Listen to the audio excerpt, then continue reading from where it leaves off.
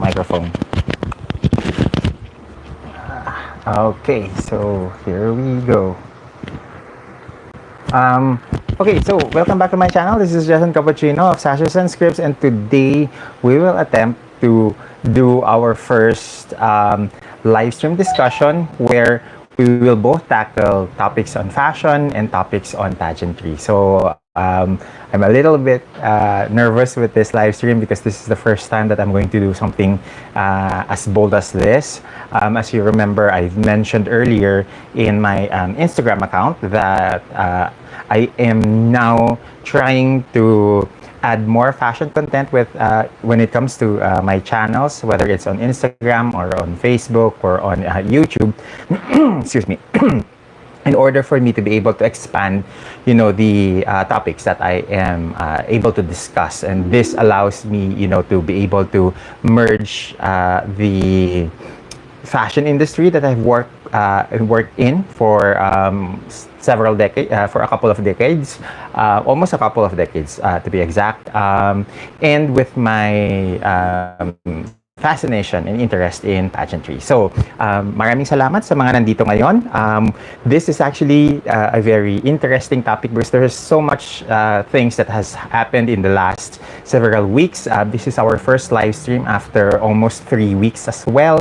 So there's a lot of content that I wanted to touch on before we go to the main two topics, which is the Binibining Pilipinas 2024 final callback and announcement of candidates, as well as the topic on fashion influencing, or rather fashion influencer marketing, which I think is one of those topics that we have been touching here a little bit here and there over the past several weeks. I think for the past couple of months. So for this time, I wanted to actually really touch base on the influencer marketing that has gripped, a lot of people lately. Okay, so first things first, updates muna tayo on what's going on, what's happening with the fashion and the pageantry world. So on the fashion side, as you all know, after 25 years, Pier Paolo Piccoli now leaves Valentino after his tenure as creative director or creative head for quite a number of years. Earlier, there was rumors that it is possible that Maria Grazia Churi, who is his partner when at the earlier stages, of his tenure as a co-creative director with Maria Grazia, there was a rumor that she is coming back rather, to head the Maison Valentino. However, that was quite very unlikely because if I'm not mistaken, the collections that Maria Grazia is doing for Dior has been very successful commercially, although a hit and miss when it comes to fashion critics. However, in terms of the commercial viability of the collections that she creates for the House of Dior, I think she is on the safe side. So it doesn't really make sense that the rumor around her going back to Valentino would really have traction. However, it was mentioned, it was announced that Alessandro Michel, the former creative director of Gucci, is able to ascend to or rather was hired to be the creative director for Valentino, and he will be designing both the pret-a-porter and the haute couture collections for the Italian house, the Italian luxury fashion house. So that's on the fashion side. I think a lot of fashion observers have always been, or rather has been, shocked with some movements lately when it comes to the direction of, or rather the directorships of fashion houses. Earlier this year, everyone was shocked with the sudden departure of Sarah Burton from the Alexander McQueen. From the Alexander McQueen house, which is, she was like a long-term collaborator of Alexander McQueen before his untimely passing, and she has been the sorry, excuse me. She has been the creative force and the commercial force in terms of the house of McQueen in the past several years. So it's good to see that there are changes like this in the fashion houses.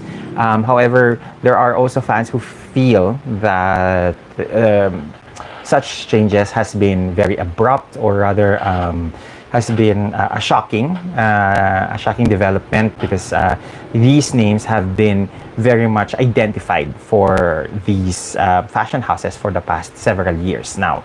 Now, in terms of pageantry updates, recently the Miss Universe Philippines had a event at the SM The Block. That was around April, I think it was around April 4, if I'm not mistaken. I was actually invited in that event, but however, I had a setup for my class. Sorry, it's not April 4, it's April 3, sorry.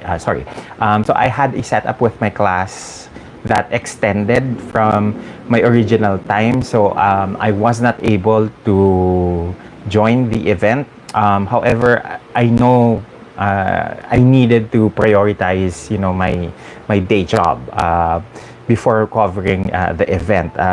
The school event actually finished at around 4 o'clock, close to 4 o'clock p.m. and the show actually starts at around 5. And I won't be able to travel kasi yung school ko is in Makati and the event is in SM North. So yung travel time plus yung traffic, I'm sure hindi ako makakarating ng on time in that event. So I decided na lang na hindi tumuloy. So that's that's unfortunate, but it happens. However, looking at the coverage from my pageant media na mga colleagues, I think that they were able to narrow down the 40-something candidates or 50-something candidates. I think nabawasan na sila ng husto. Right now, I think they are only around 50 plus na mga 50 or closer to 40, I believe, na mga candidates. They named yung mga finalists for the Miss Hello Glow na title.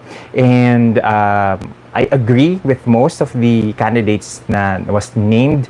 I think Victoria Velasquez Vincent was a clear stunner during the event. Atisa Manalo as well, and Christy McGarry. So those are the girls that I really was impressed during the event. I think also that Alexi Brooks was a surprise with her, with her top 6 na, if I'm not mistaken, top 6 ang pinili nila na placement dun sa event na yon. And I kind of agree that there needs to be some sort of a representation, not only for the mestizas but also for the morenas in the said event. Okay, I'm also gonna touch up a little bit on Shanice, because I think Shanice is doing really well with her Asia tour. Allegedly, yung schedule that was published on several media outlets, they're not confirmed, because there were some changes in the schedule before it was actually green lighted.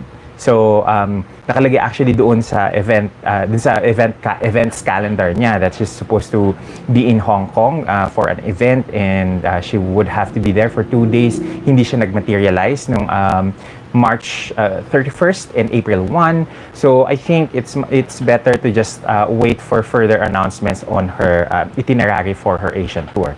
But definitely she will be visiting the Philippines around May.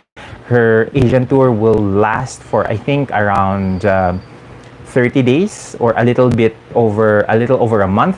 So we'll wait and see, kasi nag-announce na din ang MEPH sa 22 ng May ang kanilang finals. So there. Now,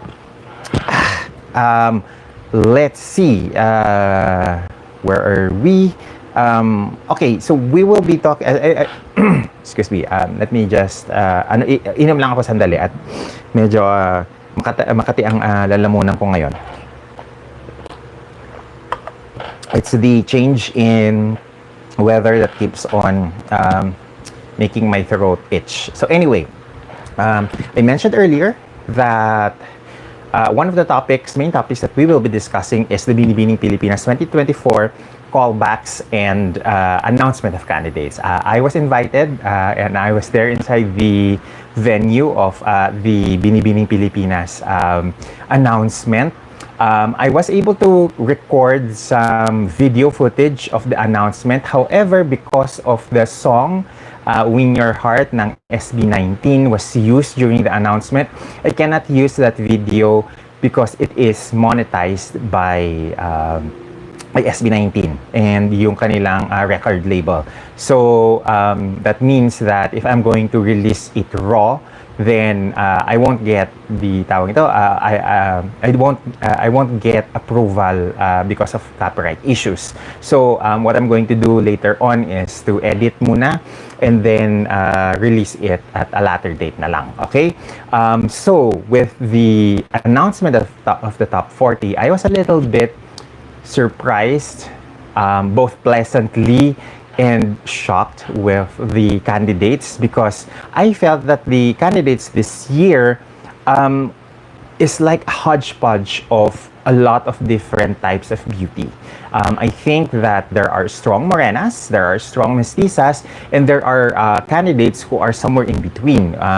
Somewhere who has a very commercial face, and candidates that have very striking na facial features but not necessarily very commercial in appeal.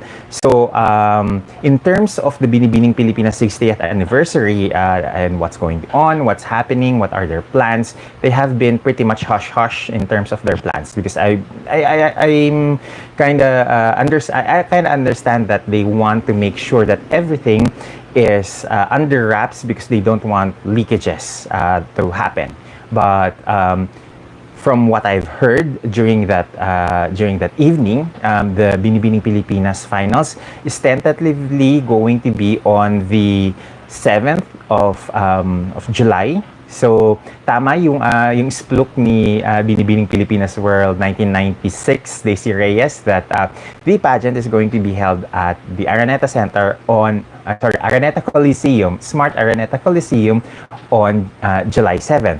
And I think that's a very fine date, simply because one, hindi sila sasagasa with the Miss Universe Philippines na schedule. Pangalawa, they have actually control of the dates that they will book with the Araneta Coliseum because they own Araneta Coliseum. And the second thing is because typically around June or July, those are the lean months when it comes to pageantry. So when it comes to exposure, content, in terms of discussion topics, yun yung mga months na medyo kinakailangan yung mga content creators, mga vloggers like me, would really need to do something in terms of content. And this is, very much welcome because it makes our lives easier, that hindi in conflict yung mga schedules ng mga national pageants, hindi sila conflicting and overlapping, so that it allows us to breathe and really create content that is really geared towards these individual pageants. So additional announcements with regards to Binibining Pilipinas 2024, so that there are new execom members. It was made public that Binibining Pilipinas Universe 1997, Abigail Arenas, who was also yung first runner-up ni Charlene Gonzalez in 1994, is now part of the Execom, Binibining Pilipinas Charities Incorporated Execom, that will handle yung Binibining Pilipinas pageant. That is a very welcome na development, because si Abigail, after her career as a pageant and a model, she diverted her career path towards image consultancy. And this is very, important when it comes to pageants, because of course you have to manage your image, you have to manage, how you are being projected, or how you project yourself in the corporate setting or in public. And I think yung invaluable na knowledge and wisdom that Abigail has amassed over the years from her stint from the early 90s, where she was the representative of the Philippines in in the supermodel search, to her stint at Miss Universe, where she missed the top 10 cut just a fraction of a point, like 0.004 or 001. And that was that was a lot of frustration for pageant fans back then, dahil ang liit na nung margin for her to make the top 10. However, after her stint at Binibining Pilipinas and at Miss Universe, she has really made a name for herself when it comes to image consultancy. So I think she would be a great addition to the Binibining Pilipinas family. I have no word yet if Lara Kigaman is still with the Execom.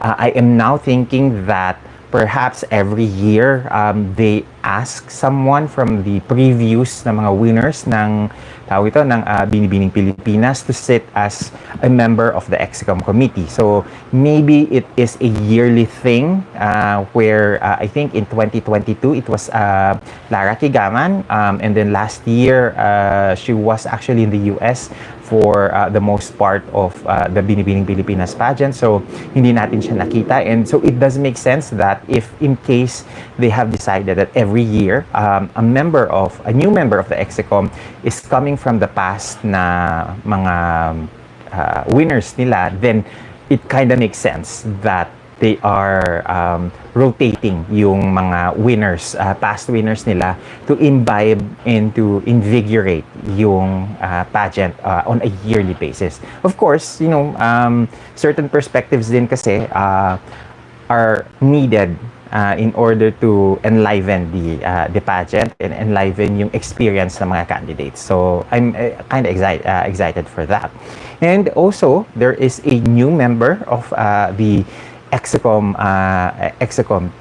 team. I am not sure yet her full identity, but they are saying that Madam Viana Araneta is going to take over yung mga vacated spots from previous na mga Execom members na either namayapa na and nag-retire na, so that there is a continuity in terms of the pageant. So I will have to make more research on this because at this point in time I have very little knowledge yet on what's going on, what are the behind the scenes that's happening. But we have to remember that Binibining Pilipinas at the end of the day is a pageant that is very old world in terms of its leadership, in terms of its outlook. That is why it is not something that you would just immediately make changes agad. So I think that kind of character na medyo on the alta sociedad, yung mga namumuno sa kanya, is the reason why Binibining Pilipinas is what it is now. I think that kind of stringent and strictness that is involved because it is headed by people with old world money upbringing makes it something that is more traditional and more there is more class in the way that it is handled. Okay? So later on, once I am able to gather more research on that side, I will be doing more updates on that.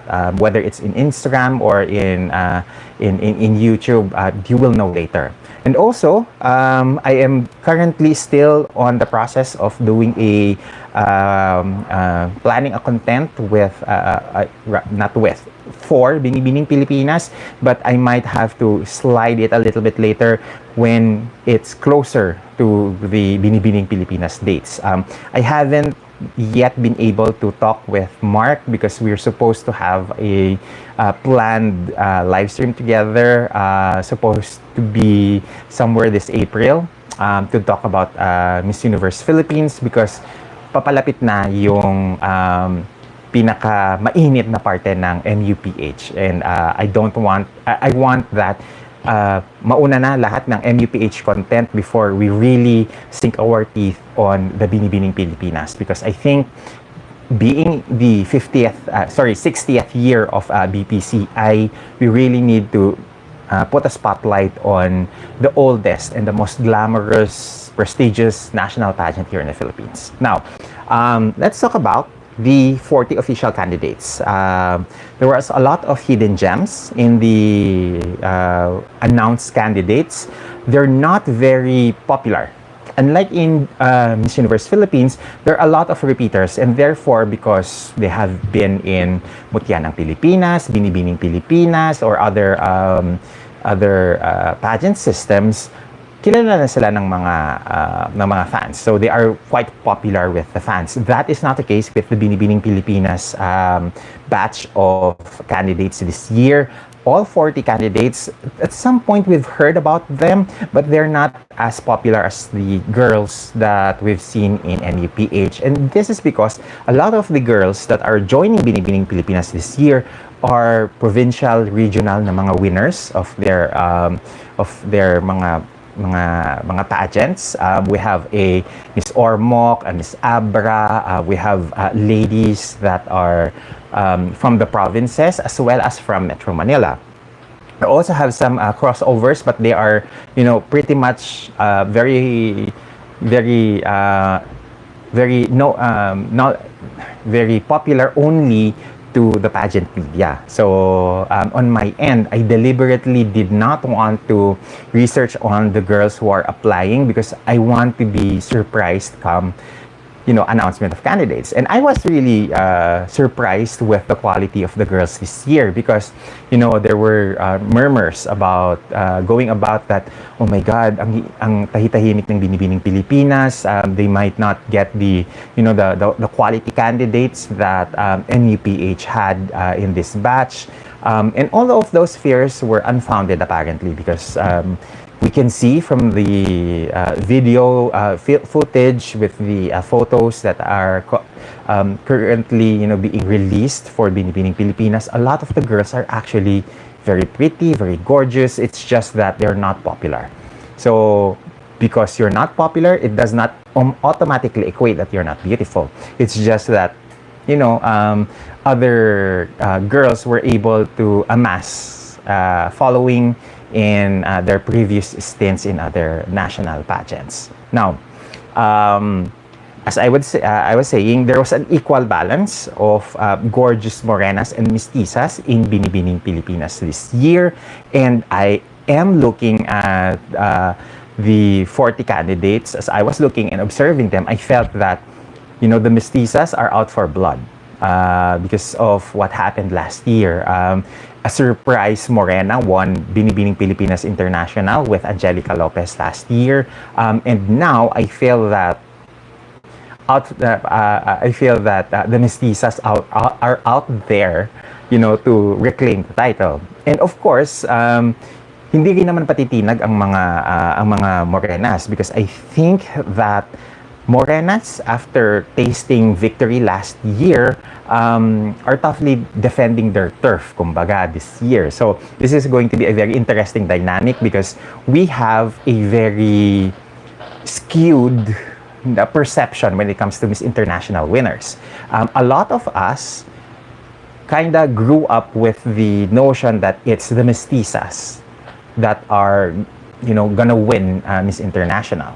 And this is, something that has been, I think, drilled with us, especially in the 90s, because in the 90s, we had Susan Jane Ritter, we have Colette Centeno, we had Yeda Marie Mendoza Kittlestved, we had a lot of mixed foreign blood Filipinas winning Binibining Pilipinas International that year. Even Lelaine Edson, before she was elevated to Binibining Pilipinas World in 1999, actually won Binibining Pilipinas International na title. So I think that yung skewed perception natin that only mestizas work at Miss International is something na dala-dala natin, baon-baon natin until now. However, if you look at the winners who actually won Miss International for us, we have Achinita with Gemma Cruz. We have several mestizas with Aurora P. Juan, of course.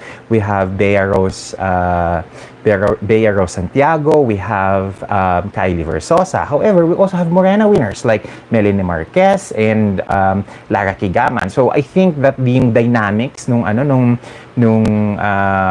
perception natin kung what works with Miss International is kind of a little bit skewed towards the Morenas. But historically, I think there is an equal footing for the Mestizas and the Morenas to win at Miss International coming from the Philippines. So, now, where was I? I have a lot of notes here. Okay, so because a lot of the Binibining Pilipinas girls are not as popular, we need to get to know more of them. And we need to do our own research, kumbaga, when it comes to these ladies. Because hindi sila magiging popular sa mga pageant vlogs if we don't create content for them. And this is where pageant media and vloggers like myself needs to do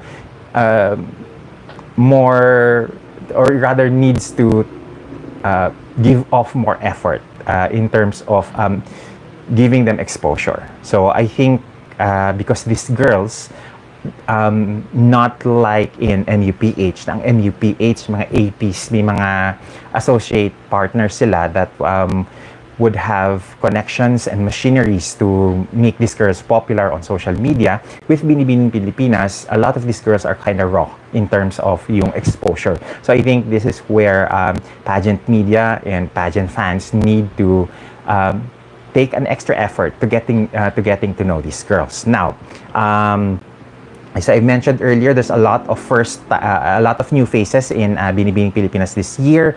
There's also a number of first-timers at the big national pageant. Kumbaga, karamihan ko din kasi sa kanila, a lot of them are from provincial and mga city-wide and regional na mga winners, but not a lot of them has large, experience at the national level. So I think a lot of these girls looks and feels new to us because they're not as popular as compared to those who have already had national pageant experience. And this is good because it also tells us that hindi pa nauubusan ang Pilipinas ng mga magagandang babae.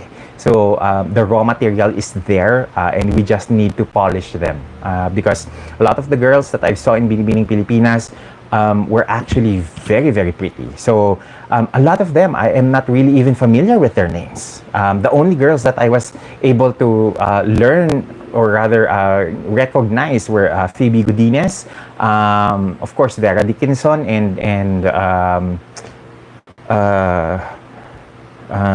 what's her name again? Oh my God! Crystal, si Tala de la Cruz, because a lot of the media people were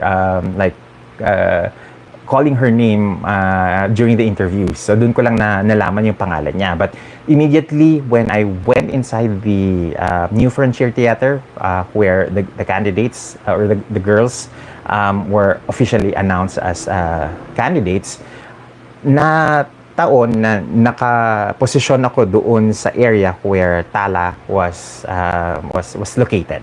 So she was one of the girls na immediately mukha pa lang I thought na, oh my God, this girl is very Miss International peg.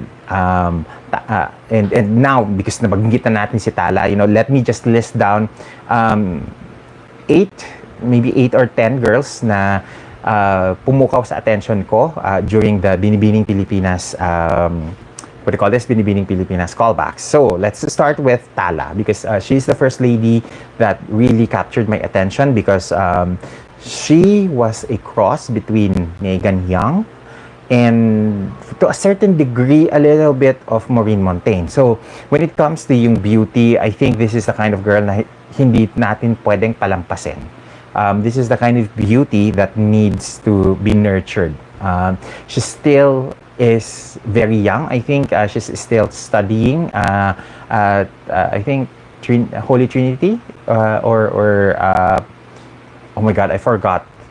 But she's still studying. Essentially, she's still very young, and therefore, her pageant experience is not yet as vast as the others. And the beauty of someone who is this young and this is raw is that there is, time for her to polish yung kanyang credentials, polish yung kanyang campaign, yung kanyang, what do you call this, yung kanyang pasarela and everything, yung presentation skills niya, and also the communication skills. As you all know, it's Angelica Lopez who's going to compete at Miss International this November. This year. So whoever wins Binibining Pilipinas International this year has over a year to polish areas that are her weak points for Miss International in 2025. So if Tala is the girl that's going to be chosen, then she has a year to polish, a year to to really enhance the areas that needs to be enhanced. When it comes naman to to the repeaters, si Dr. Tricia Martinez is the one to really look up to, because after her outstanding performance last year, she won best in evening gown last year, so we were expecting that she would end up with one of the titles when there was no other girl who was named as tawag ito as winner na naiiwan na lang, when Ana Valencia was named for Globe. Nagtinginan lahat ng media sa isa't isa, because we were thinking na, oh my God, it might be Trisha, following how many mestizas winning Binibining Pilipinas International in the past several years. So we were like surprised, pleasantly surprised that Trisha that Angelica won, but a lot of us were expecting that it might be Trisha last year. So with her coming back at Binibining Pilipinas this year, we expect that she will be a major force in the competition later on, because she said that she knows herself more, she knows her worth, so she's more focused into winning the title this year. And she has this very Carla Abellana vibes lately during the callbacks, that I think makakatulong sa kanya yung good looks, because again, as I've mentioned in previous na mga live streams, that 50% of the scores of the Binibining Pilipinas girls comes from beauty of face. So there. Another girl that another candidate that we kind of focused our eye on is Kimberly Velasco de Luna, who is a co-batchmate, a batchmate of Kerry Riley in our current Miss Philippines Earth Air during the Century Tuna Super Buds in 2022. So Kimberly is also an Air Force sergeant from Caloocan. He is a Philippine Air Force reservist. So kinda malaki yung expectations natin na she will do good in this competition in Binibining Pilipinas this year. So I think she is one of those morenas that we need to look up to, or to watch out for, because there is a lot of potential on this lady. Then, of course, among the Aces girls, we have Phoebe Godinez and Vera Dickinson. So, Vera Dickinson is a very Miss International prototype, as mentioned by a lot of observers, because of her mestiza good looks. She is Binibining Binibining Kanlahi in 2022 or 2023. So, she also has pageant experience, but not as big as a national pageant. However, she was one of the stunners in the callbacks earlier last Friday. I think siya yung isa doon sa dalawang pinupush ng mga aces and queens na camp as their flag bearers this year. Of course, we all know about Phoebe Godinez. She was a Hiyas ng Pilipinas winner during the inaugural edition of the pageant. I think this Cebuana is the, what do you call this, the main flag bearer of Aces and Queens, if I'm not mistaken. But maybe I am mistaken. But I think there's a lot of, a lot of pageant experience on this lady that pwede nating paghugutan ng tao ito ng laban later on. I think she's very competitive. I think that when we had a quick snippet na interview with her, she said that she works under pressure, so that's good. Alam niya yung expectation sa kanya being a front runner as early as now. So I think Phoebe Godinez and Vera Dickinson, they are the ones to really watch out for in the Aces and Queens camp. Now, in terms naman doon sa mga KF girls, of course, Crystal or Tala de la Cruz is one of the, I believe, the flag bearers of KF this year, as well as Lizelle Jones. Now, Lizelle Jones is Miss Ormoc in 2022. She has this very Nicole Borromeo, Marian Rivera look on her. That I think na magugustuhan ng mga pageant fans. She actually, I believe, grew up in California and is now taking on her first national pageant. So first time niyang sumali ng malaking pageant like Binibining Pilipinas, and we are actually excited because there is potential in this girl. Nakikitaan natin siya ng potential as early as now. I think it's just a matter of the right styling, the right packaging, so that mas mapalitaw pa yung ganda niya. I think yung mga mistisas talaga this year are really gonna fight nail and tooth in order for them to bring back the crown to the mestiza side ng mga Pinay. Okay? Then we also have a Miss Abra. She's Mirna Esguerra. She was one of those girls na doon pa lang sa lineup ng mga candidates nung announcement ng mga candidates, she stood out among the lineup of 40 girls because she has really very gorgeous na face, very Filipina yung kanyang beauty. She has a very amazing na body that reminds me of Venus Ra, pati yung tindig niya, very Venus. And she has that, Venus Ra, Shane Tormes na look on her during the callbacks. And her being a Miss Abra in 2023, would definitely be a good, a good asset because at least nakatikim siya ng pageant bago siya sumabak sa nationals na mga competition. And then, kailan na ba tayo na-mention? So, we had Trisha, we had we have Tala, we had Kimberly, we had Phoebe, Vera, and Lizelle. We already mentioned Myrna. We have two more in our list, and then one of the ladies is Roella Frias. She actually was one of the girls na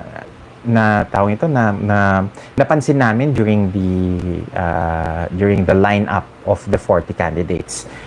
It just so happened that we are not aware of her name. We didn't know who she is, but we certainly noticed her because of her. Yung mukha kasi niya, it's a cross between Shannon Tampon, who is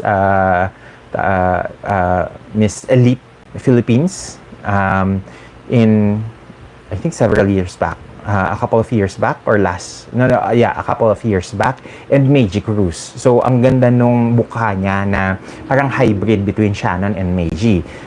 She has this very sweet but also very sultry depending on the styling na look on her. And when I was actually after the callbacks, after the announcement ng mga candidates, I looked her up in Instagram, and she apparently was a Miss Cosmo Philippines alumni. So ibig sabihin nito may pageant experience din siya. At number 10 on our list is actually Samantha Victoria Acosta, who is familiar to a lot of pageant fans because of her Miss Philippines Earth na candidacy in 2017. I think a lot of girls, a lot of fans rather, would expect a lot from this girl because of her previous na NPE na experience. So, those are the 10 girls that so far tumatak sa akin during the callbacks, and I do hope that as we progress in the competition, we would learn more about more of these, more on their backgrounds, and learn more as well on the other candidates, because I think marami pa doong mga magaganda na hindi ko lang din alam yung mga pangalan nila, or hindi lang tumatak sa akin because what do you call this, the callbacks and the announcement happened so fast na within an hour, siksikan na lahat ng mga nangyayari, including the media, immediate na media interviews there. As you can see naman doon sa ni-post kong callback video, ang ingay-ingay, lahat kanya-kanyang drama, lahat ng mga pageant pages may kanya-kanyang microphone na nag-overlap yung mga interviews, kaya yung mga girls, ang lalakas din ng boses. So, I do hope na you watch that video earlier on para to get a sense of, how beautiful but chaotic and very interesting yung mga ganaps behind the actual na callbacks. Okay, so before we move on doon sa ating topic, let's read some comments. Okay, sandali lang at buksan natin yung mga comment section dito. Okay, so Ben Hernandez is here. Hello, Ben. Sabi niya, good evening, Sir Jason, watching from Marikina. Nice to hear that BPC High has new blood to speak. Ben is asking na, di ba Abigail Arenas de Leon was recently added to the Execom? Yes, I mentioned that earlier. She is one of the new members of the executive community, executive committee. And then tuloy ni Ben Hernandez is the stringent and strict upholding of BPCI is indeed the reason why it has remained solid and full of class.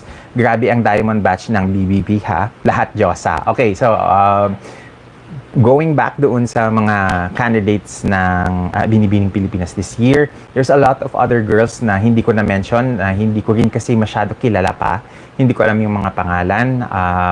And I'm still on the process of searching yung kanilang mga Instagram to follow them and to get more updates about these ladies.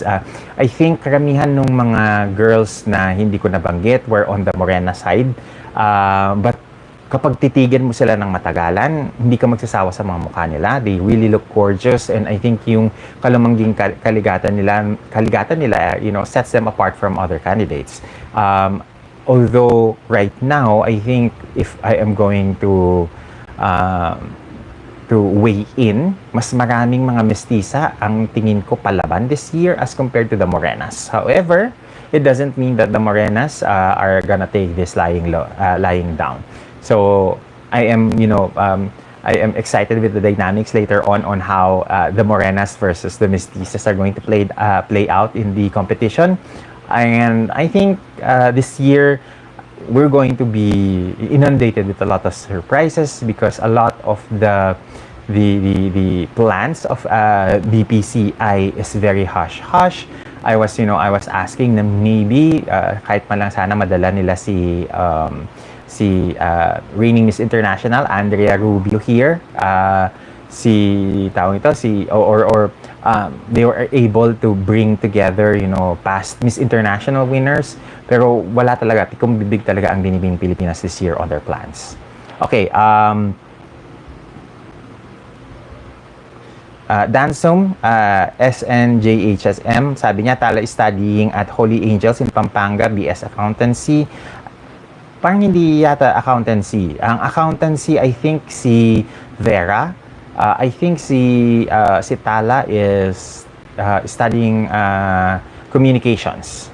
So, yeah, I think ang accountancy, I think it's si Vera and si Tala yung sa what do you call this, yung sa communications. Okay, so that's the comments, the extent of the comments right now in our in our comment section. Now I think let's start to talk about yung ating main topic. Yung second na main topic natin on influencer marketing. Okay? So let me just take a sip muna ng aking drink, and let's begin in a bit.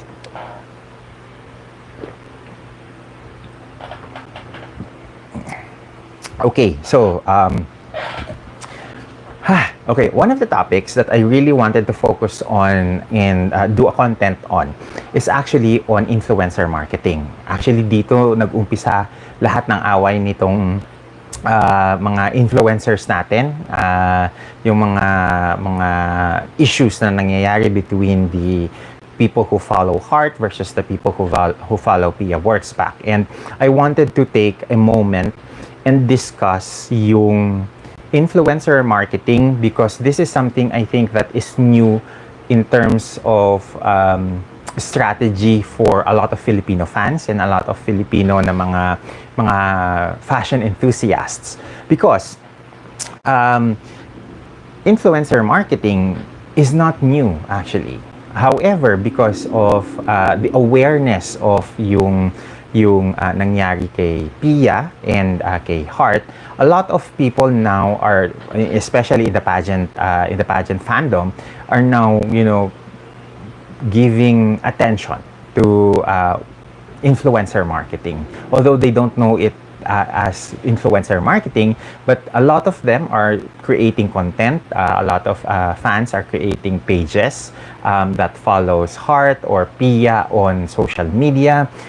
If you look at mga what do you call this, mga social media accounts, especially on Instagram, there's a lot of pages that create content on Heart or on Pia. And I want to discuss this more in depth in this live stream, because this is something that a lot of people are not really aware as an industry practice. This is actually a part of the social media marketing, the marketing sphere, kumbaga. And I think influencers, fashion influencers and influencer marketing started all with the entire umbrella of social media. Now, let's first discuss yung history of influencer marketing. It all happened that in the past, a lot of our understanding of advertising and fashion is primarily through the traditional media of print or broadcast, whether it's radio or it's television. A lot of us are actually more aware of fashion because of those traditional media outlets. Magazines, newspapers, they would always have content on fashion. There are segments and sections of the Philippine Daily Inquirer, the Manila Bulletin, the Manila Standard, that is always focused on entertainment and fashion. And that is where we get a lot of our insights on the world of fashion. However, because of the introduction of social media, a lot of that has changed. And social media over the years has become an avenue for brands, for luxury labels and designer labels to be more engaged with their audiences, to be more the access to them has been more democratized. So that's something that has developed because of social media. And throughout the years, yung dati-rating influencing sphere ng mga celebrities as the ones that we listen to when it comes to fashion suddenly has exploded to be more democratized and accessible to a larger set of people through social media. And because of that, digital, yung revolution on the digital sphere altered our consumer behavior and our perception of fashion. And therefore, brands had to make changes because of that. Because nagbago yung consumer behavior natin when it comes to to consumerism as a whole. Nagbago din yung mga strategic movements ng mga brands in order to reach their audiences. And because of that, they had to shift towards a more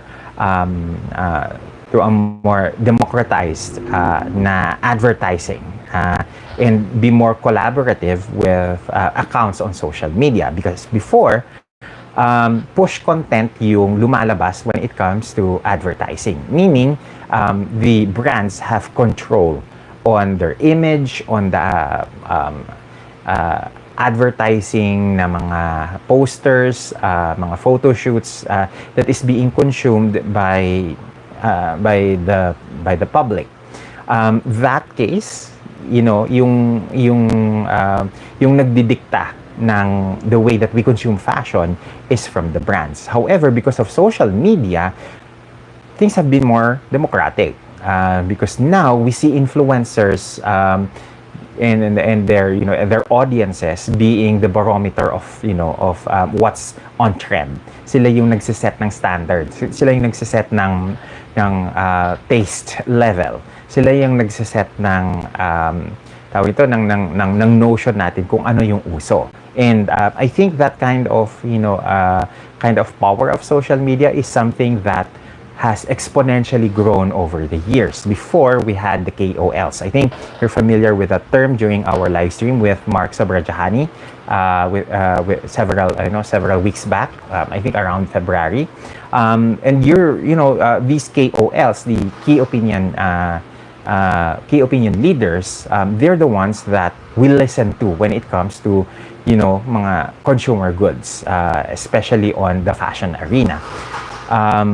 Fashion influencer marketing grew out of these KOLs because these KOLs has started to expand to include mga vloggers, content creators, mga people who are very influential on the social media sphere. So brands started to investing relationship with these influencers in order to have product placements on their mga social channels. And I think that was the reason why nagkaroon ng democratization of and speed na rin of passing of trends, passing of information when it comes to fashion. Now, fashion influencer marketing is a subset of social media marketing. Kasi when you talk about social media marketing, there is what they call an own content and an influencer content. Own content are content that is being created and pushed by the brands themselves. However, influencer content ang may creative vision ng nilalabas ng mga influencer na ito is kanila. The way that they style these clothes, the way that they put on these clothes and mix and match with different accessories, the brands don't have a lot of creative control over that. It's up to the influencers to put a stamp on their personalities into the styling of the clothes that either they buy themselves or that the fashion brands would loan to these influencers. So this is where yung comparison before with Pia and Heart came about, because we all know that Heart really purchases these fashion brands for herself. Hindi lang lahat ng mga sinusuot niya ay hinihiram lang. I think being part of the clientele of these brands allows her more creative freedom to move about when it comes to her content. Now, because influencer marketing is a collaboration between the brands and the influencers, so yung symbiosis nila together is much more interesting to study, because the brands knows that influencer marketing is much more effective than the traditional na media because there is an engagement factor between the influencer and the people who follow her or him. So, imagine yung the likes of Brian Boy and of course Heart Evangelista on social media. They are interactive in terms of their content, and therefore because of that, yung mga tao, yung mga fans nila, yung mga followers nila consume more of their content, and this is where yung measurement ng MIV and EMV nila is being done doon sa quality ng content that they push, doon sa quality that engagement that they get with their followers. And because of that, ngayon ang mga brands, they tend to invest on these mga influencers because they bring to them they bring these brands closer to the consumers, to the followers ng mga influencers na ito. And this makes it a more effective na marketing strategy for brands because mas immediate yung reaction, mas immediate yung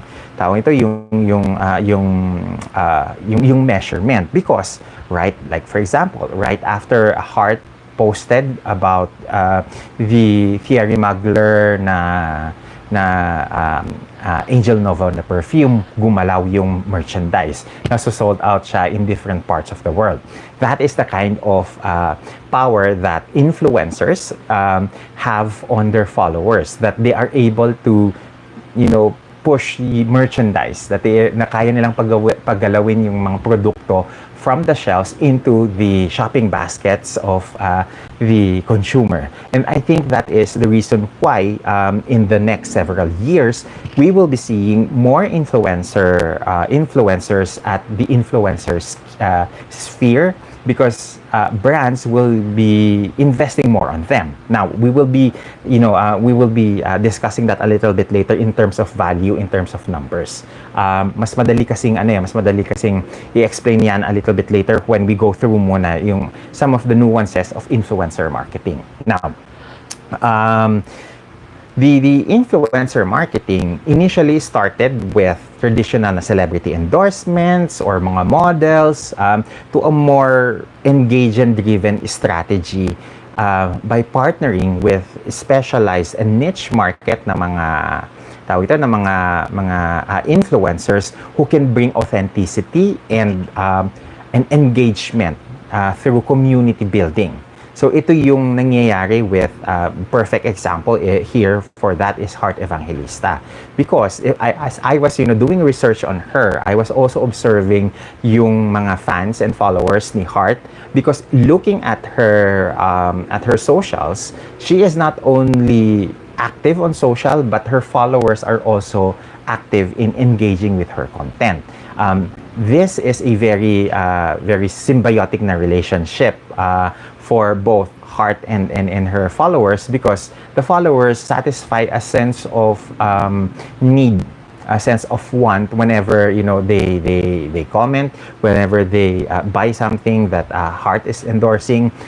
So nagkakaroon ng dynamic yung dalawa. And if you haven't noticed yung mga Instagram stories ni Heart during the Fashion Week na period, ang dami niyang user content na mga post, mga rehashed or not rehashed, reposted rather, na mga Instagram stories from different people, different fans who have been buying either the perfume or the book that she posted before going to Paris, and several other products that she's posted on her socials. So that kind of community building, because of yung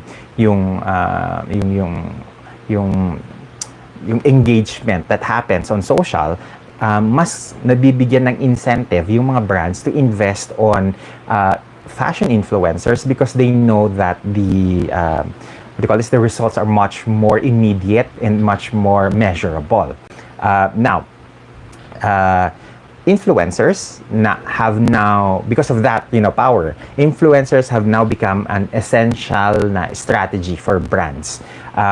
if they want to amplify, if they want to, expand their reach and connect authentically with their consumers. Because what these influencers bring is not only, their tastes, their personalities, but rather their authenticity, their personality into the brands that they wear, the brands that they, endorse.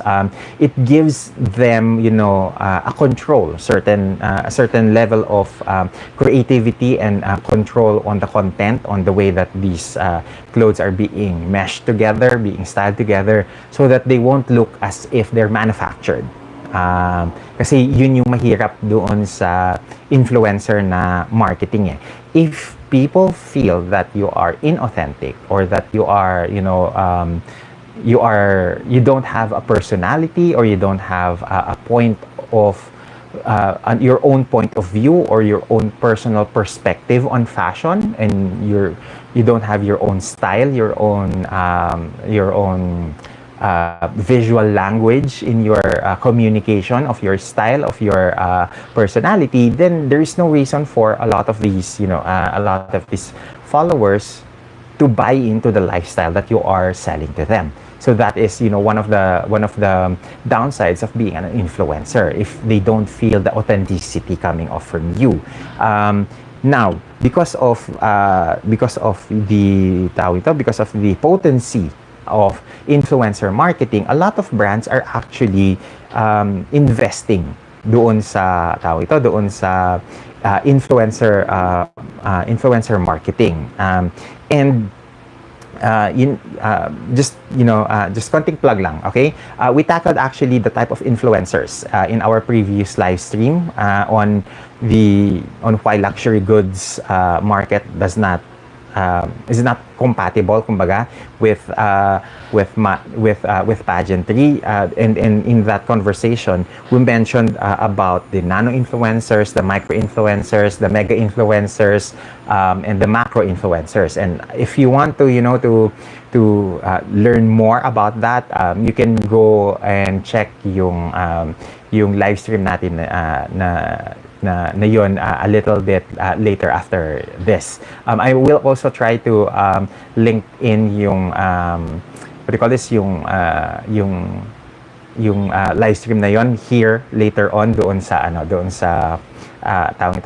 pop-up na link later on, okay? So when we talk about expanding yung influencer marketing on the fashion level, we have to talk about the numbers, okay? So in 2016, yung estimated na value ng fashion influencer marketing is around 1.7 billion US dollars. And throughout the years, that has certainly doubled and grown exponentially.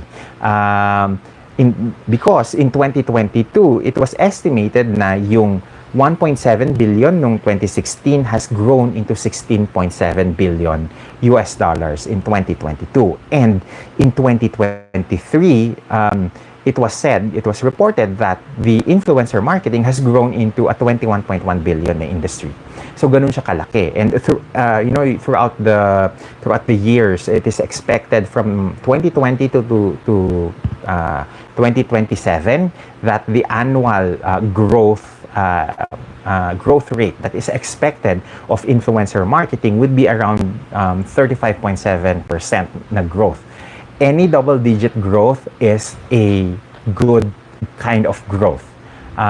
Kapag nag-double-digit na siya, hindi lang siya yung 9%, 10%, 8% ng growth, 10% is actually good. But anything na it's pag single-digit lang kasi siya, hindi siya masyado magandang growth, because we're looking at double-digit growth because of the rate of inflation. So that's the reason why it's always good to be at the double digits na mga growth in terms of percentages.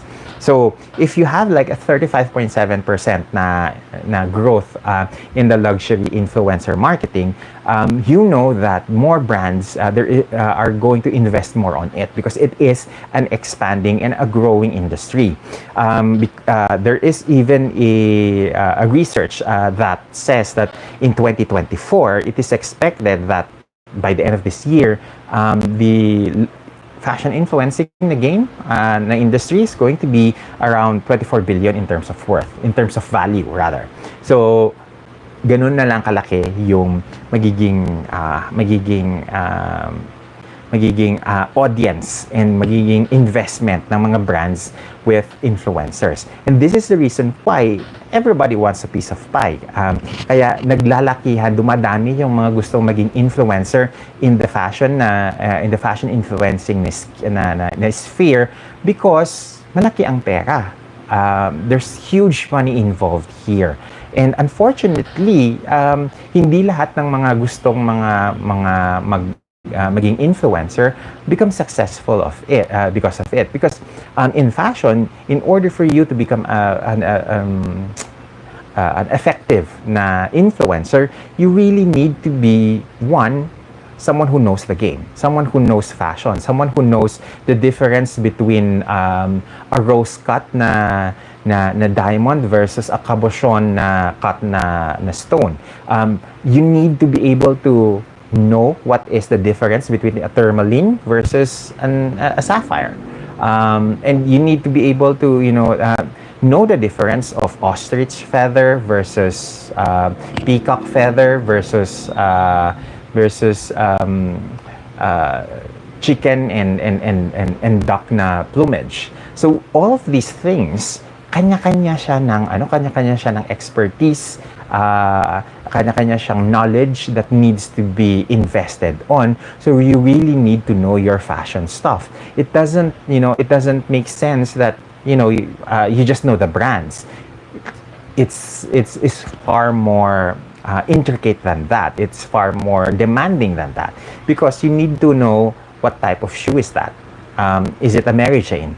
Is it a stiletto? Is it a ballet flat? Is it a kitten heel? So these different terminologies you should know because that is the barometer of your understanding ng fashion. That will tell you whether or not you know your stuff, whether you are capable to influence people because you can tell them that the reason why you need to buy this bag is because there is a safety feature here for RFID so that hindi ma-swipe yung digital information ng card mo through RFID scanners and makuha nila yung mga credit card details mo. So these are the things that you need to know and you need to be able to communicate with your audiences. Like for example, I have a Tumi wallet, and in my Tumi wallet, there is a portion there that has a blue mark there or a red strip there that indicates to me that this wallet, pakita ko sa inyo,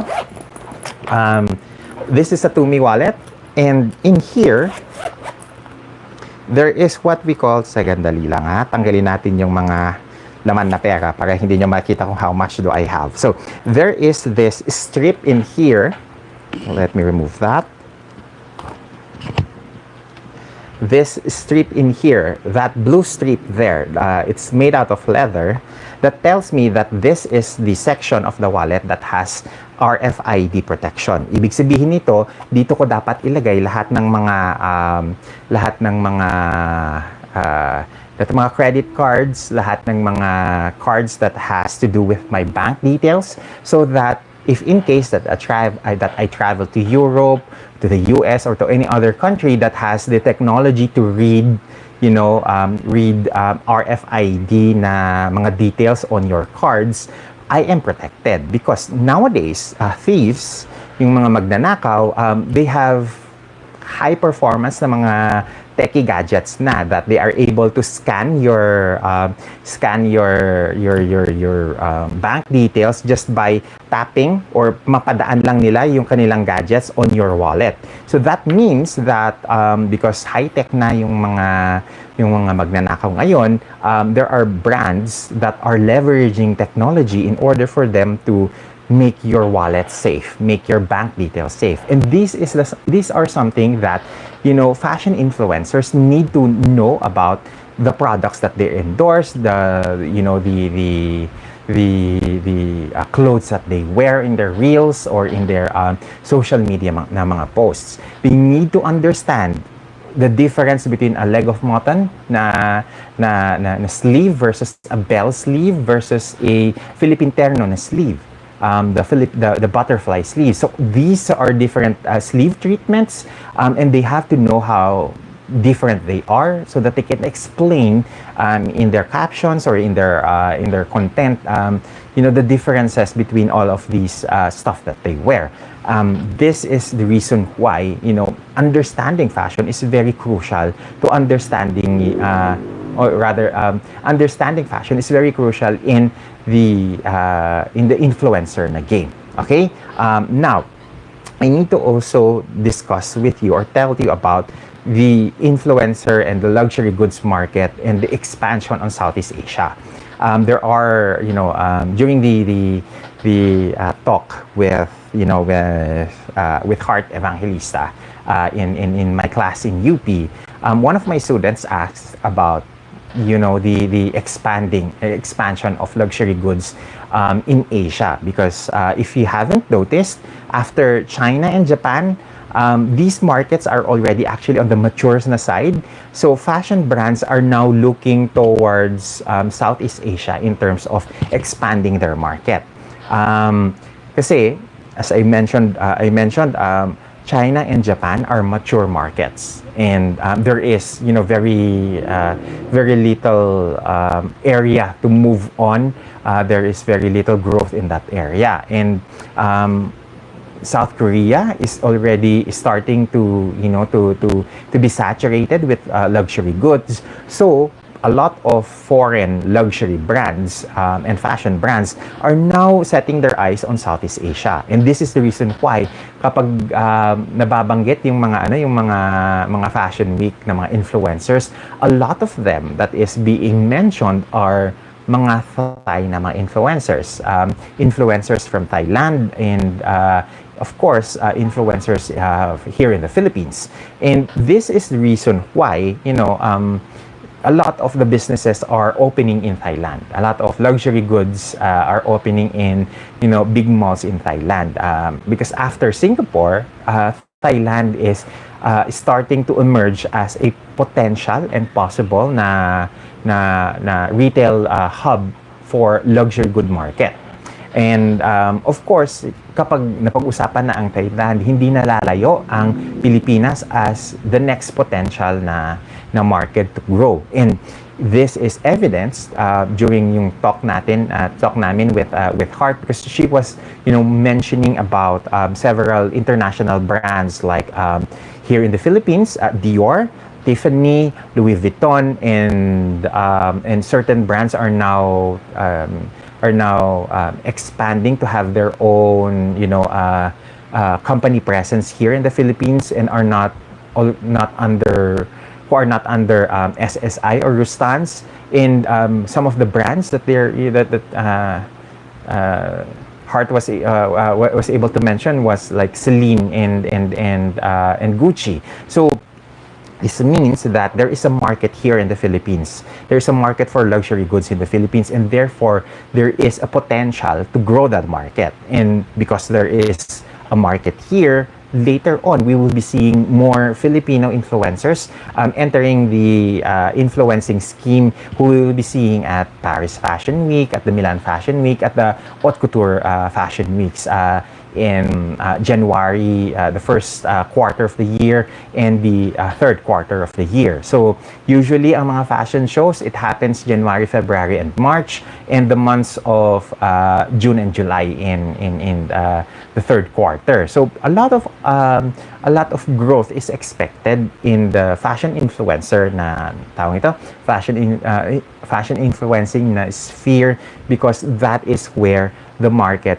is expected to expand. So, with that being said, I do hope now that mas maiintindihan natin yung fashion influencer na marketing strategy, because this is going to be something that I think is going to be a potential career for a lot of pageant girls. na pwede nilang pasukin. Aside from, of course, Pia Wurtzbach, we also have Catriona Gray, who has a more democratic selection of brands that she endorses on her social media. I think there are a lot of other, fashionista na mga beauty queens natin who can go towards that post pageant career as well. I think and I believe that once Michelle D is finished with her contracts at Miss Universe Philippines, that is a career that I think would be very much available to her. I think that is a career na pwede niyang tahakin.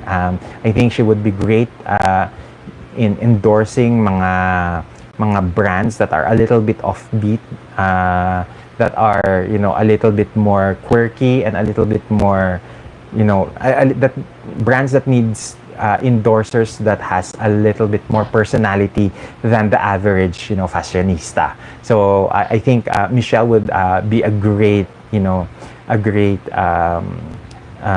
example of a potential na fashion influencer in the next several years. To close yung ating discussion here, fashion influencing is going to be a hotly discussed topic in the next several months, because a lot of fans and a lot of people are starting to learn more about it. And because it's still a new na industry, it's a new na career path na naririnig natin dito sa Pilipinas, that we hear about here in the Philippines. I am sure that there are a lot of people who would want to take a slice of that pie, who would want to pivot their careers on that area later on. So I think we need to be more knowledgeable about this industry, because I think that once the pageant careers are over, once that they are pageant girls are starting to look at other potential avenues for revenue, for earnings, I think influencing is one of the areas that they can do. And there is a large industry in terms of influencing. Hindi lang fashion yung pwede mong tahakin. I am pretty much very much impressed with Catriona, dahil quite diverse yung kanyang portfolio of brands that she endorses. Her influencer career does not only touch on fashion, but it also touches on fast moving consumer goods, FMCGs, and she also touches on mga lifestyle na mga brands. Meron siyang mga endorsement ng mga gulong, meron siyang endorsement with Dior Beauty, meron siyang mga endorsements with H&M. So she has a more democratic na approach towards influencing that is more wide in terms of scope. So that is one of the reasons I believe that Kat is on a path of her own that is uniquely her own, and that is the reason why ang laki ng respeto namin kay Catriona when it comes to being very focused doon sa kanyang career trajectory. So there, I think that's the reason why as a fandom, as fans of pageants and fashion, we need to expand our knowledge on that area. Okay? Now, there is a comment here from Cynthia Lee. Sabi niya, Kat is aware of her market and potential. Her IG is super curated, yung feed niya, but she speaks with substance, kaya effective din siya with Dior. And what is very impressive din naman kay Kat is that she's not only an influencer in the traditional sense, but also she is able to manage yung kanyang influencer na career with giving back doon sa mga less fortunate. She still is active with Love Yourself PH. She's still active with her what do you call this, with her Smile Train na advocacy. She still has she still is the ambassadress of NCCA, the National Commission for the Culture and Arts. So yung kanyang influencing career is very much wide in terms of scope. So I think that is the reason why a lot of us are still, you know, impressed with the way that she manages her career. So yun. Wow. Halos isa't kalahating oras na rin tayong nagsasalita. So before we end our live stream, I do hope that you take a moment, hit the like button on our live stream this evening, and I do hope that you share this live stream episode to your friends who wants to know more about fashion influencer and fashion influencing marketing. I think there is a lot of people who are fascinated with this new na career that is suddenly opened up for us. I think that there's a lot of misunderstanding on, or misinformation on what it takes to be a fashion influencer or what it takes to be an influencer. So I think in the future, you know, we need to be more knowledgeable. We need to be more research-based when it comes to these careers, because hindi basta-basta yung level of investment and commitment na kinakailangan natin ituon on these careers. Okay? So I do hope that may natutunan kayo dito sa ating live stream this evening, and I hope to see you again soon in our next na mga episodes. Later on pala, I will be posting, you know,